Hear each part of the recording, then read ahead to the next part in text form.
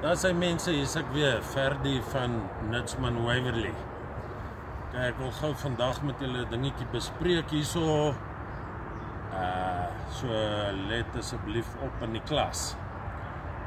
Ons kry deesdae baie daar buite, soos julle my vorige video gesien het, dat ek so 'n week of 2 terug gepost het, van rond fokkers. Mense wat jou bullshit. Hulle bel jou en dan moet jy vir hulle kwotasie kom gee. Die kwotasie is aanvaar en dan sê hulle jou dag voor die tyd, ek het iemand anders gekry. Of jy begin die dag te werk, dan wil die vrou gou ewe skielik SARS toe gaan. Jy kom met jou mense, jy moet begin werk. Dan soek hulle geld terug. Want jy kan eers oor 'n week weer begin werk. Okay, so hulle moere ook, almal van hulle. Julle mense daar buite wat anoniem post. Ek soek 'n boukontrakteur op Facebook, Instagram, TikTok of ek voel 'n fok.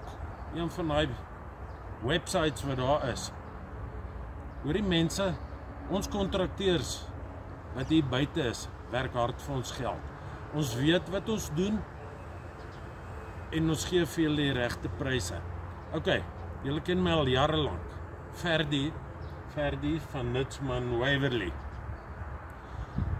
So bel ons, laat ons vir julle kwotasie kom gee. Vir verwerk, in en om die huis. Dakke seël, dakke verf, plaveisselwerk, afdakke bou, enige iets. As ek dit nie kan doen nie, sal ek vir jou sê, hoor jy, ek kan dit nie doen nie.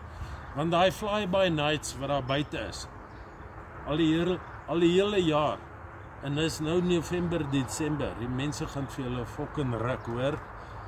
Betaal vir hom 'n deposit in, en dan disappear hy net. Jy gaan nie weer jou geld terugkry nie. So bel my, en bel hy goeie kontrakteurs daar buite, wat hard werk, en dan, kom gee ons vir julle kwotasie. So, maak nie saak wat sy werk het is nie. Ons maak in elk geval nie Desember toe nie. Ons is daar om my mense te help wat nog by die huis gaan wees en geld wil spandeer om hulle plekke netjies te maak. Okay, so, as jy weet van iemand daar buite wat ronddonder op wat 'n website ook al, gee jou regte nommer. En as ons vir jou 'n boodskap los, kom terug na ons toe en sê, hoor hierso, ek stel nie belang nie. Kry dan vir jou iemand anders. Lekker dag.